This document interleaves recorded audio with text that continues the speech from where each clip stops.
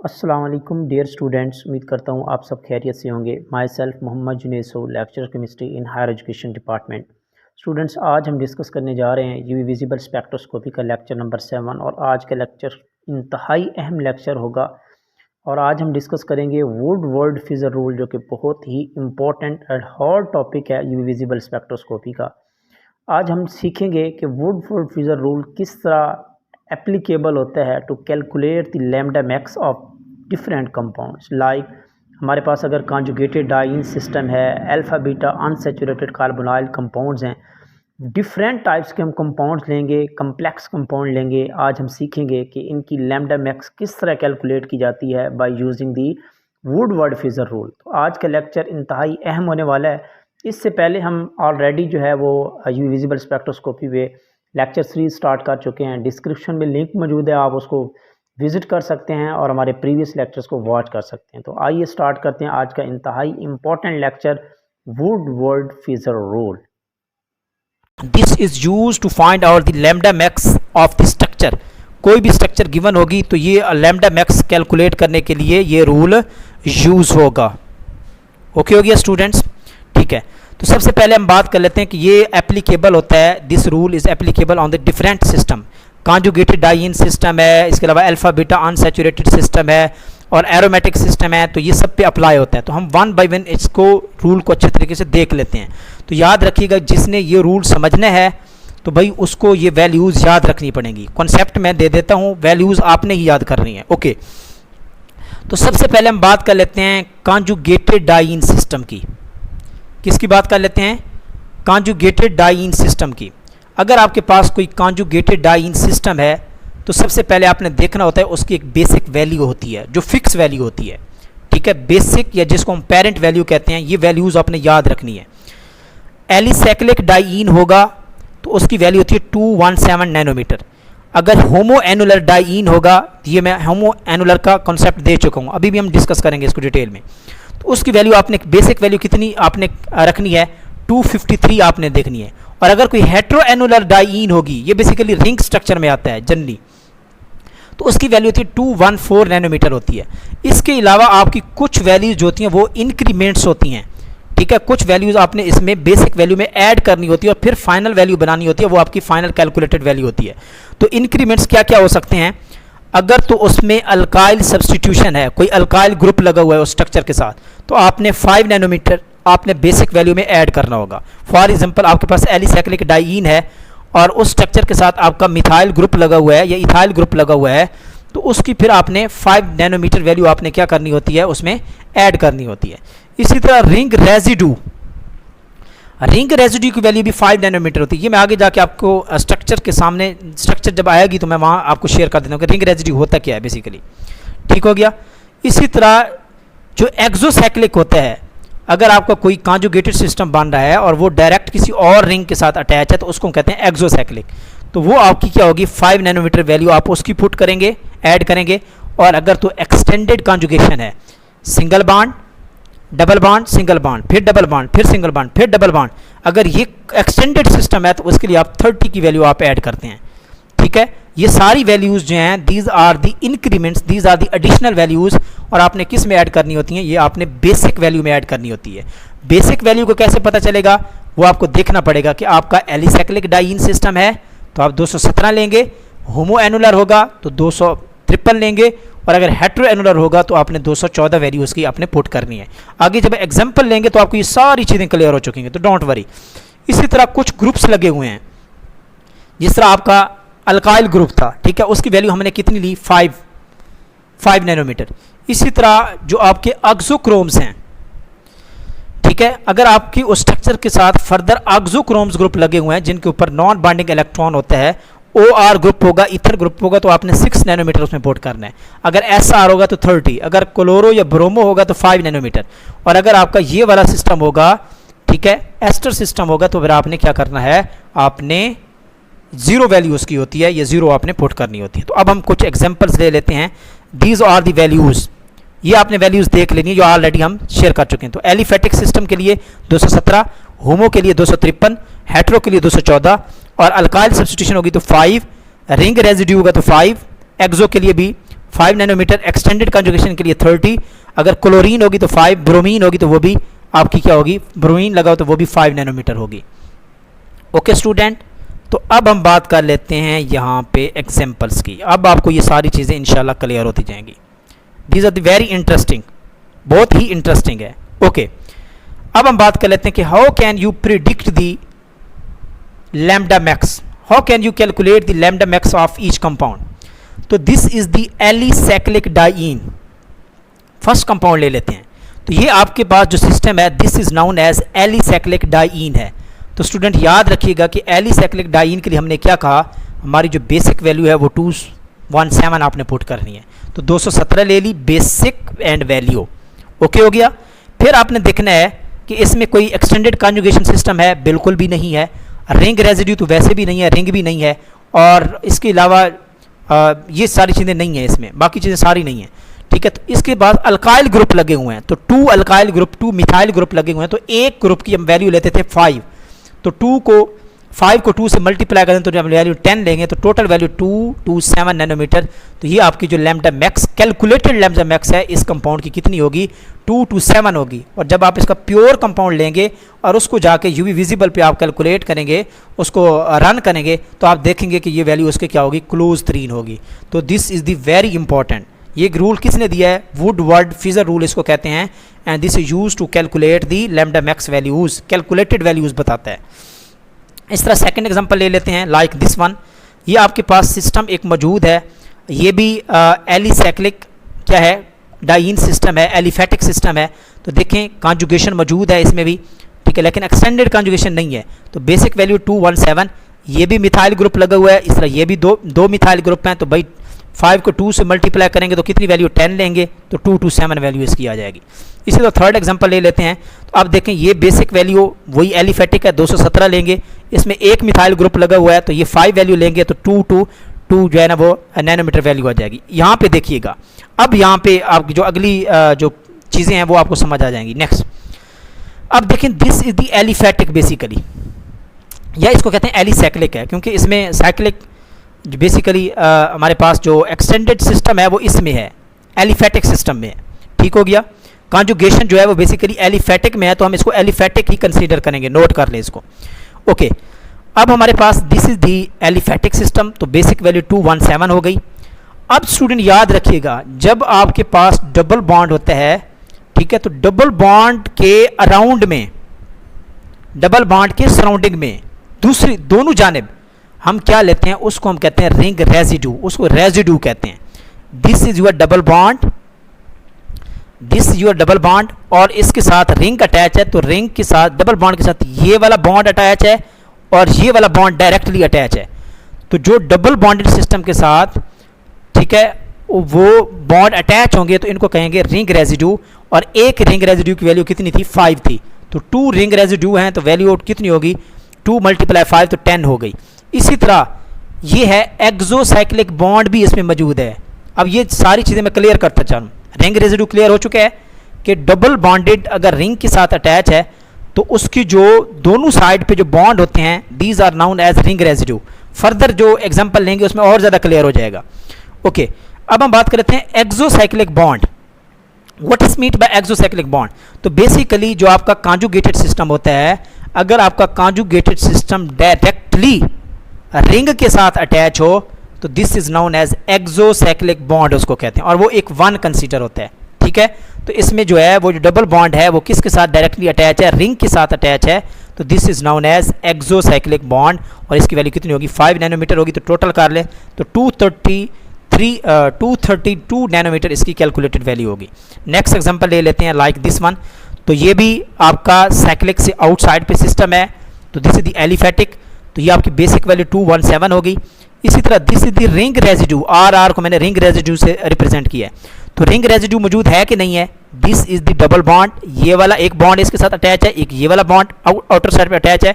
तो दो वैल्यू, तो एक रिंग रेजिड्यू की वैल्यू 5 होती है, तो 2 से मल्टीप्लाई करेंगे तो 10 हो जाएगी, तो 10 कैलकुलेट हुई। इसी तरह क्या डबल बॉन्ड के साथ रिंग डायरेक्ट अटैच है कि नहीं है, जी अटैच है। तो ये एक्सोसाइक्लिक भी होगा।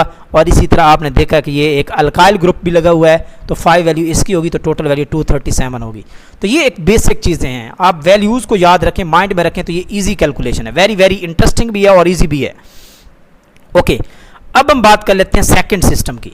अगर आपके पास होमो एनुलर हो या हेट्रो एनुलर डाईन्स हो, होमो एनुलर एंड हेट्रो एनुलर डाईन्स, तो भाई होमो एनुलर और हेट्रो एनुलर रिंग डाईन्स क्या होती हैं? अगर आपकी कॉन्जुगेशन एक ही रिंग में है, एक ही रिंग तक महदूद है, तो उसको हम कहते हैं होमो। क्या कहते हैं? होमो। और अगर आपकी कॉन्जुगेशन क्या होती है, अगर दूसरे रिंग में भी एक्सटेंड हो जाती है, दूसरे रिंग में भी कॉन्जुगेशन जा रही है, तो इट मीन्स वो आपका कौन सा होगा? हेट्रो एनुलर डाईन होगा। ये डिफरेंस आपने नोट कर लिया? तो ये डिफरेंस देख लें, होमो एनुलर एंड हेट्रो एनुलर। तो होमो एनुलर के केस में आपने वैल्यू पुट करनी है, बेसिक वैल्यू 253 नैनोमीटर हम लेते हैं। ओके हो गया? ये वैल्यू सारी हम बेसिक वैल्यू डिस्कस कर चुके हैं, होमो एनुलर के केस में, हेट्रो एनुलर के केस में और एलिफेटिक के केस में। तो एलिफेटिक का केस हमने डिस्कस कर लिया। अब होमो एनुलर और हेट्रो एनुलर की बात कर रहे हैं। तो होमो एनुलर के केस में जो आपकी बेसिक आपने वैल्यू लेनी वो 253 लेनी है। अब देखें स्टूडेंट, इसमें देखें तो आपके पास इसमें रिंग रेजिड्यू भी नहीं है। भाई रिंग रेजिड्यू उस वक्त होता है जब आपका कॉन्जुगेटेड सिस्टम के साथ आपका कोई और रिंग अटैच हो। तो ये कॉन्जुगेटेड सिस्टम तो है, लेकिन इसके साथ रिंग अटैच नहीं है। ठीक है, आपकी कॉन्जुगेशन हो, फॉर एग्जांपल ये वाला ये कॉन्जुगेट करवाएं, तो भाई क्या इसके साथ और रिंग अटैच है? नहीं है, तो रिंग रेजिड्यू इसमें मौजूद नहीं है। इस केस में रिंग रेजिड्यू नहीं है। इसी तरह एक्सोसाइक्लिक है, क्या ये कॉन्जुगेशन सिस्टम जो है, ये वाला डबल बॉन्ड या चाहे ये वाला हो, क्या किसी दूसरे रिंग के साथ डायरेक्ट अटैच है? नहीं है, तो रिंग रेजिड्यू भी नहीं है, एक्सोसाइक्लिक बॉन्ड भी नहीं है, कोई मिथाइल ग्रुप अल्काइल ग्रुप भी नहीं लगा हुआ। तो सिंपल बेसिक वैल्यू 253 है, तो लैम्डा मैक्स क्या होगी? 253 होगी इसकी नैनोमीटर। ओके हो गया। अब नीचे स्ट्रक्चर देख लें और क्लियर हो जाएगा। स्टूडेंट देखें तो दिस इज द कॉन्जुगेशन। यहाँ देखें, ये वाला यहाँ बॉन्ड शिफ्ट होता है, ये वाला यहाँ पे शिफ्ट होता है, तो this is the conjugated system. और ये एक ही रिंग में है, दूसरे रिंग में कॉन्जुगेशन नहीं जा रही, ये नोट कर लें। यहाँ तक आके स्टॉप हो जाती है, फर्दर बॉन्ड ही नहीं है डबल बॉन्ड जिसमें वो फर्दर रिंग में, अगर हाँ यहाँ पे डबल बॉन्ड होता तो फिर क्या होती? जब ये बॉन्ड यहाँ पे शिफ्ट होता, ये यहाँ पे शिफ्ट होता, तो ये बॉन्ड यहाँ पे शिफ्ट हो जाता, तो तब हम इसको कहते हैं कि this is the hetero annular. तो अभी ये नहीं है, तो ये अभी ये नहीं है। ओके हो गया? तो होमो एनुलर है, तो 253 बेसिक वैल्यू। अब आप देखें, अब ये जो कॉन्जुगेशन है, जब ये कॉन्जुगेशन होती है तो साथ रिंग अटैच है। जब कॉन्जुगेशन हो और साथ रिंग अटैच हो तो उसमें रिंग रेजिड्यू बनता है। अब जब रिंग रेजिड्यू बनता है, तो रिंग रेजिड्यू कैसे बनता है कि आपका जो कॉन्जुगेटेड डबल बॉन्ड होते हैं उसकी दोनों साइड पे, लेकिन दरमियान वाला आपने नहीं लेना। फॉर एग्जांपल एक्सटर्नल साइड आपने लेनी होती है। अगर तो एक बॉन्ड होता है तो फिर तो हम दोनों एक्सटर्नल साइड ले लेते हैं। अगर ये वाला डबल बॉन्ड होता है सिंपल एक, लाइक दिस वन जो हमने एग्जांपल पीछे डिस्कस की है, तो फिर हम ये वाला भी रिंग रेजिड्यू बना लेते, ये वाला भी बना लेते, लेकिन अब ये वाला नहीं बनेगा, दरमियान वाला। तो कॉन्जुगेटेड सिस्टम के दो डबल बॉन्ड के बीच में जो है वो रिंग रेजिड्यू नहीं बनेगा, एक्सटर्नल बनेगा। फॉर एग्जांपल ये वाला आपका एक रिंग रेजिड्यू बनेगा, एक्सटर्नल साइड ये है, इस तरह इस डबल बॉन्ड की एक्सटर्नल साइड ये वाली है, तो दो रिंग रेजिड्यू बनेंगे। तो 2 रिंग रेजिड्यू तो 10 वैल्यू, तो टोटल वैल्यू कितनी हो गई? 263 इसकी वैल्यू आ गई। ओके, तो ये भी आपका होमो एनुलर है, तो इसमें भी 253 वैल्यू होगी। रिंग रेजिड्यू चेक करें ज़रा, ये डबल बॉन्ड है तो इसकी एक्सटर्नल साइड ये बनेगी एक, इसकी ये बनेगी इस डबल बॉन्ड की, और ये वाली भी बनेगी। तो 3 जो है वो एक्सटर्नल साइड्स हैं, तो 3 रिंग रेजिड्यू 15 वैल्यू। एक्सो क्या है? अब देखें, this is the conjugation system है और ये कॉन्जुगेशन सिस्टम के साथ डायरेक्ट रिंग अटैच है, तो इसका एक्सो बॉन्ड भी मौजूद है, तो 5 वैल्यू इसकी होगी। एक अल्काइल ग्रुप मौजूद है तो 5 इसकी होगी, तो टोटल वैल्यू 273 है। अब हेट्रो पे आ जाते हैं। अब आपको क्लियर हो चुका होगा। अब देखें स्टूडेंट कि जब आपकी कॉन्जुगेशन जो है ना वो दूसरे रिंग में भी चली जाए, लाइक दिस, जब आपने यहाँ पे इसको बॉन्ड शिफ्ट किया तो ये वाला बॉन्ड यहाँ पे शिफ्ट हो गया, तो यानी कि कॉन्जुगेशन दोनों रिंग में हो रही है। किस में हो रही है? तो दोनों रिंग में हो रही है, तो इसको हमको कहते हैं हेट्रोसाइक्लिक, इसको कहते हैं। तो इसकी वैल्यू होती है 214 होती है। रिंग रेजिड्यू बनेगा कि नहीं बनेगा? यस, क्योंकि इस सिस्टम को देखें तो this is the system, this is the ring, और ये डबल बॉन्ड मौजूद है, तो ये डायरेक्ट रिंग के साथ अटैच है, तो ये आपका रिंग रेजिड्यू भी बनेगा, लाइक दिस। ये वाला भी बनेगा, इसका ये भी बनेगा, और इस तरह इस डबल बॉन्ड के साथ ये वाला भी बनेगा, और इसमें एक एक्सो होगा। इस रिंग की वजह से एक्सो नहीं बनेगा, क्यों? क्योंकि ये जो बॉन्ड है, डबल बॉन्ड है, ये डायरेक्ट रिंग के साथ अटैच नहीं है। लेकिन इस केस में देखें तो इसका जो कॉन्जुगेटेड डबल बॉन्ड है वो डायरेक्ट रिंग के साथ अटैच है, इस रिंग के साथ, तो इसका एक्सो बनेगा 5 वैल्यू होगी, तो टोटल वैल्यू 2 3 5 होगी इसकी। ओके, 6 पे आ जाएं। तो इस केस में ज़रा देखिएगा, तो देखें अब आपकी जो कॉन्जुगेशन है वो दूसरी रिंग में भी चली गई, लाइक दिस। अगर ये डबल बॉन्ड यहाँ पे शिफ्ट होता है तो यहाँ पे ये शिफ्ट हो जाता है, तो दो रिंग में ये आपकी कॉन्जुगेशन हो गई, तो this is the hetero annular. तो इसकी वैल्यू 214 आप पुट करेंगे, बेसिक वैल्यू। इस केस में देखें अब रिंग रेजिड्यू की वैल्यू ज़रा चेक कीजिएगा कैसे। ये भी आपका डबल बॉन्ड है, क्या ये भी आपका डबल बॉन्ड है, तो इसके एक्सटर्नल साइड पे ये दो रिंग रेजिड्यू ये बनेंगे।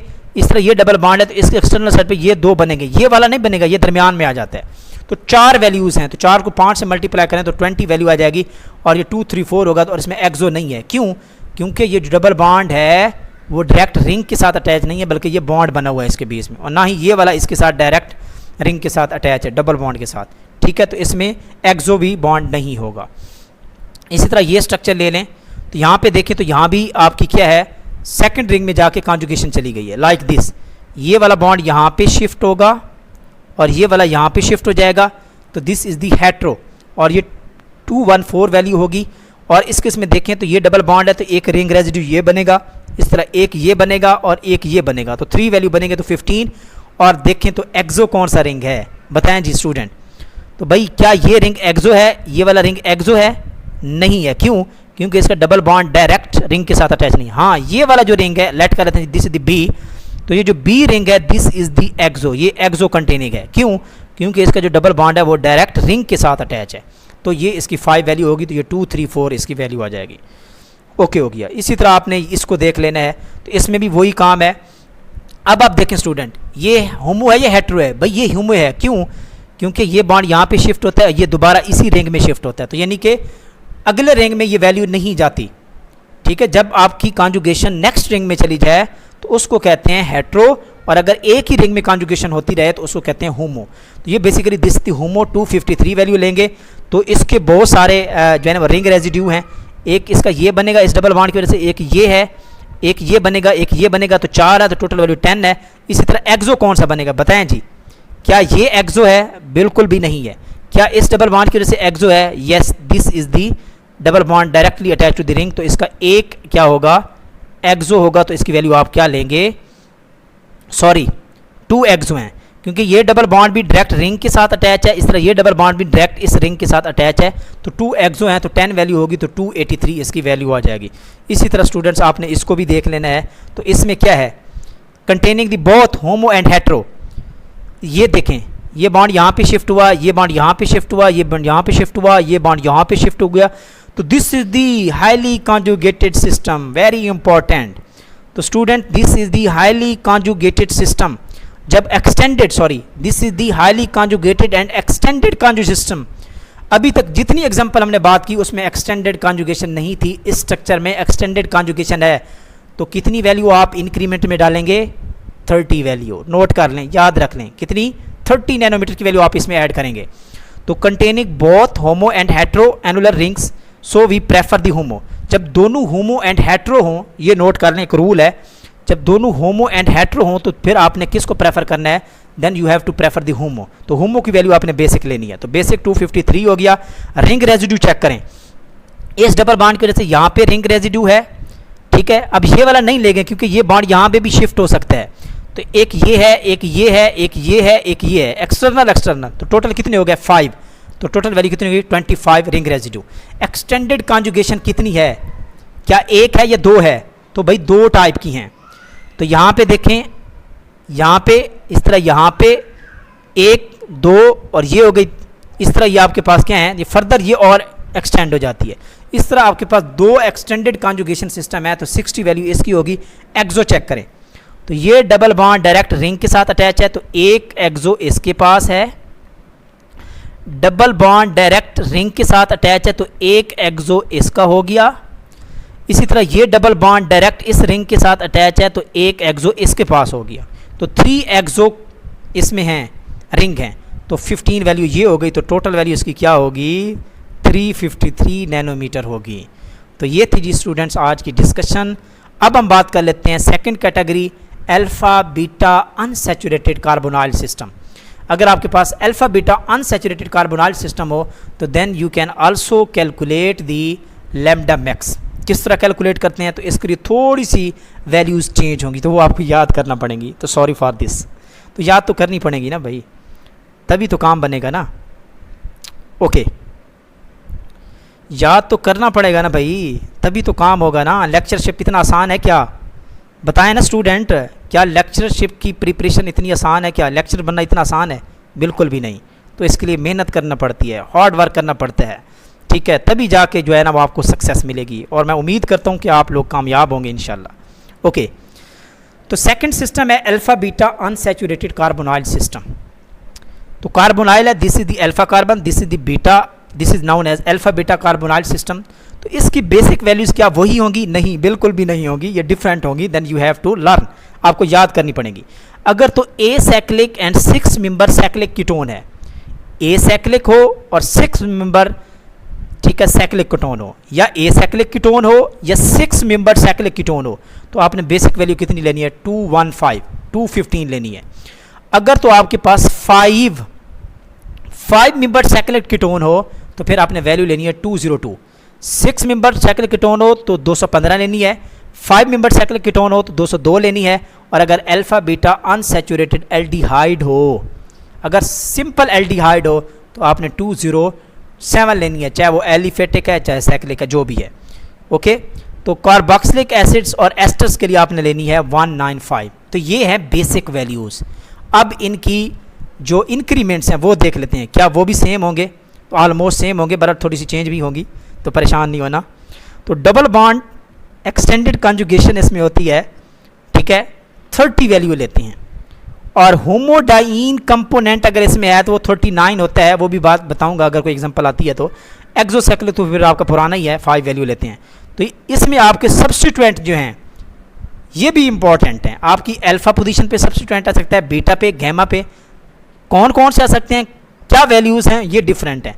तो भाई अब आपने ये नहीं कहना सर जी माफ़ कीजिए, तो ये भाई आपको याद करनी पड़ेंगी अगर आपने ये वुडवर्ड फिजर रूल को समझना है। जनरली ये एग्ज़ाम के हवाले से इतना इंपॉर्टेंट नहीं है। बहरहाल अगर आप किसी, अल्लाह करे, आप केमिस्ट्री यूनिवर्सिटी में जाके प्रोफेसर बन जाएँ, ठीक है, एनालिटिकल केमिस्ट बन जाएँ, तो then you have to this, तब आपको ये पढ़ाना पड़ेगा और आप अच्छे तरीके से पढ़ा सकते हैं किसी भी क्लास को।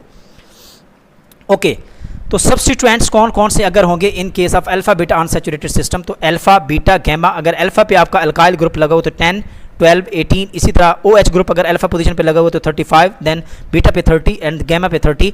इस तरह ब्रोमीन लगा हुआ है तो अल्फा पे लगा हुआ है तो 25, 30, 25। तो ये बड़ी आसान है, वैल्यू याद हो गई तो सब कुछ आसान है भाई। ओके, अब हम एग्जांपल ले लेते हैं। First example, this is the alpha beta unsaturated system और अल्फा के ऊपर मिथाइल ग्रुप है। तो भाई आपके पास कौन सा कीटोन है? कौन सा कीटोन है? ए साइक्लिक है, तो बेसिक वैल्यू 215। कीटोन है तो 215 वैल्यू पुट करेंगे। अल्फा पे कौन सा लगा हुआ? मिथाइल ग्रुप, तो अल्फा पे मिथाइल की वैल्यू 10 होती है। बीटा पे अगर लगा हो तो बीटा पे ये वाला मिथाइल ग्रुप लगा हुआ है तो आपकी वैल्यू कितनी होगी? 12 होगी, तो टोटल वैल्यू 237 होगी। Very important. आगे चलें, सेकंड एग्जांपल, ये भी अल्फा बीटा अनसैचुरेटेड सिस्टम है और कीटोन है तो 215 वैल्यू बेसिक वैल्यू होगी। बीटा पे 2 मिथाइल ग्रुप लगे हुए हैं तो बीटा पे एक मिथाइल की वैल्यू कितनी होती थी? 12, तो 2 से मल्टीप्लाई 24, तो टोटल वैल्यू 239। नेक्स्ट एग्जांपल, ये भी अल्फा बीटा, अल्फा के ऊपर ब्रोमीन ग्रुप लगा हुआ है भाई, बीटा के ऊपर एक और मिथाइल ग्रुप लगा हुआ है, तो भाई क्या करोगे? बेसिक वैल्यू 207 होगी in case of aldehyde. This is the aldehyde. Alpha पे ब्रोमो है 25, बीटा पे आपका मिथाइल है तो 12, तो टोटल वैल्यू 244 हो गई। तो ये थी जी स्टूडेंट्स आज की discussion. This is known as Woodward Fieser rule. तो मैं उम्मीद करता हूँ आपको अच्छे तरीके से समझ भी आई होगी। ये बहुत ही आसान है, just you have to practice. आपने कंपाउंड बनाने हैं, उनकी प्रैक्टिस करनी है, कैलकुलेटेड वैल्यूज़ कैलकुलेट करनी है, तो ये बहुत ईजी है।